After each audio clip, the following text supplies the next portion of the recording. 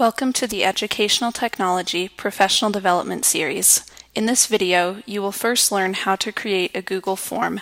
Then we will see how to embed the live form you have just created into a page in your existing Canvas account. Since students already have access to your class Canvas page, they will automatically have access to this form once you publish it. You could use a Google form embedded in Canvas for a wide variety of purposes in your class.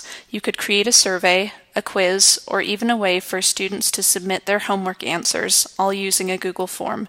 However, my favorite use of this technology is updating how students and parents accept your disclosure statement and provide their contact information. The first year I taught, I asked students to fill out and return the bottom half of the last page of the disclosure, like all of the other teachers I knew.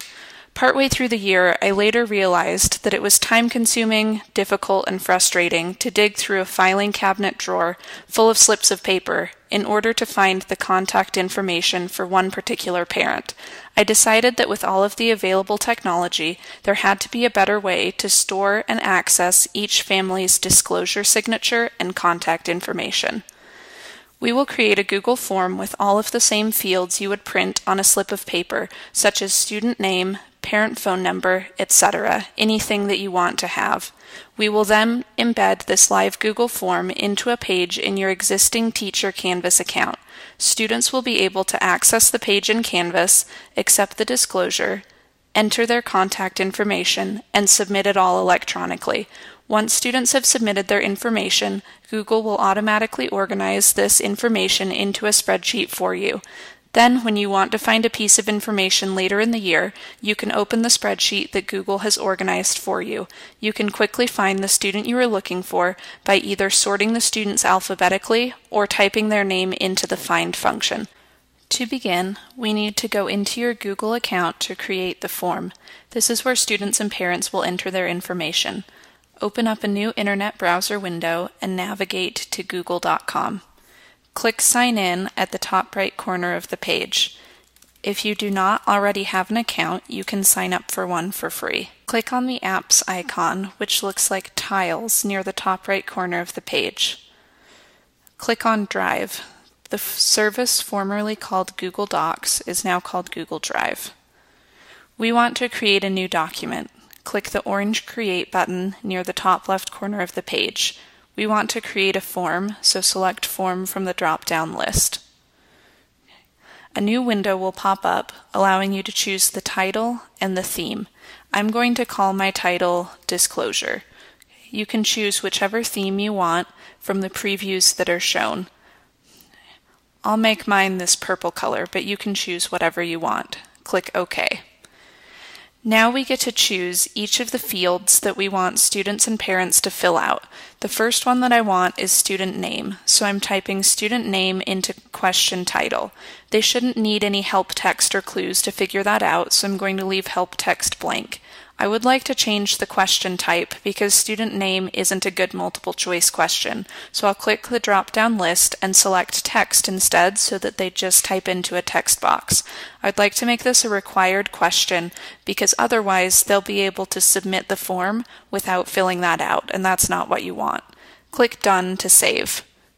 Now we'll continue adding items for each of the other things you want students and parents to fill out.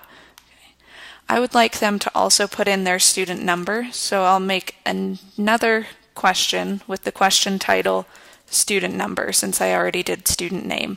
I would also like this to be a text box. I'm going to make it a required question and click Done to save. I also want to know the name of at least one of their parents, so I'll add a new item with the question title parent name. I would also like this to be a text box, so I'll leave that the same, make it a required question, and click Done. Now I want a way that later in the year I can contact parents if I need to, so I'm going to make another text box where they can type a contact method. I'll call this one Parent Contact. Okay, this one you may want some help text because they may not know what type of contact information you're looking for. I'll let my parents choose if they would rather give me an email or a phone number, so that will be my help text that they'll see to know what I'm looking for. I would like it to still be a text box, make it a required question, and click Done. That takes care of the names and the contact information. I would also like them to accept my disclosure statement while I'm here. So for this, I'm going to add a new item, but I'm going to make this a different question type. I would like them to check a box that they agree, so instead of a text question, I'll make this one a checkbox question. So the question title, I'm going to call this Student Agreement. Okay. The help text will tell them what they're agreeing to. So I'll say, I agree to the policies listed in Ms. Schneider's disclosure. Now you want to choose what the checkboxes actually say. I want them to agree to that statement. So instead of saying option 1, I'm going to have it say, I agree. That's really the only option that I want, so I'm going to make that a required question and click Done. If they have a problem with the disclosure, they should of course contact me. Now I want to do the exact same thing for a parent agreement as well. This would constitute the parent signature on a traditional paper method. So I'll add an item. I'm again going to do a checkbox and do a question similar to what I did for the student agreement. So this time I'll name the question title Parent Agreement. For the parents, instead of saying I agree, you could say that. I'm going to say I am aware of the policies listed in Ms. Schneider's disclosure. But you can say whatever you want the parents to agree to. Whatever you would normally say if this was on paper, you have flexibility to put it on here. I'm also going to have their option to check the box to say I agree. I'm going to make this a required question and click Done. That's all of the fields that I'm going to put on my form, but if you wanted students and parents to fill out other information, you could continue to click Add Item and add as many other things as you want. I'm going to stop there. To see what your form looks like so far, you can click View Live Form at the top of the page. This will give you an idea of what they'll see. So here's that purple background that I chose and each of these fields. So they'll be able to type into these different text boxes. When I left it blank, it told me that this was a required question, so they won't be able to submit the form with accidentally leaving their name off of it.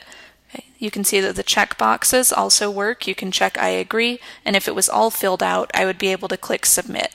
But right now I'm just previewing it, so I'll go ahead and close that window. Now that we have our form, we want to embed this into our Canvas page. So I'm going to click the blue Send Form button at the top of the page. This gives you a link, but I want to embed, so instead click the gray Embed button on the right side.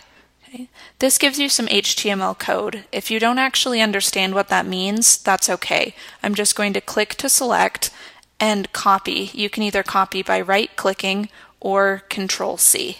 Okay. I'm going to click Done now that I've copied that code, which is what we're going to put into Canvas.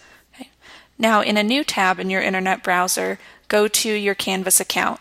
Mine is graniteschools.instructure.com. Yours may be different if you work in a different district. Okay. I'm going to use my existing account to sign into Canvas. So here I am in my Canvas account as a teacher. I'm going to go to Courses, hover over that at the top of the page, and choose which course I would like to post this in. So choose whatever course you want to go to. Okay. I'm going to choose a new page to put this on. So I'm going to click Pages on the left-hand side. I want to create a new page to put my disclosure on, so on the right-hand side, click Create a New Page. It will pop up asking you to create a new page title. I'll call this Disclosure to be nice and straightforward so parents and students can easily find what they're looking for. Click Create once you've chosen your title. This will bring you to a new page. Right now, your new page will just look like a blank text box. Since we copied HTML code from Google a minute ago, I want to click the HTML editor link at the top right corner of the text box. Click anywhere inside the box and paste the code that we copied a minute ago. Now it doesn't look like much now. If you click back to Visual Editor, it will just look like a yellow rectangle, but at the bottom of the page when you click Save Changes, then we'll be able to see the real thing. And there it is. Just like we previewed in Google, now we have our disclosure on a page in our Canvas account so that students and parents can access it. They can type into each of these boxes, reminding them that each is a required question that they can't submit without, and check their agreement to the disclosure. When they are done filling out the form, students and parents can click the Submit button at the bottom of the page. Google will automatically organize this information into a spreadsheet for you that you can easily access later. No more slips of paper in a filing cabinet for you.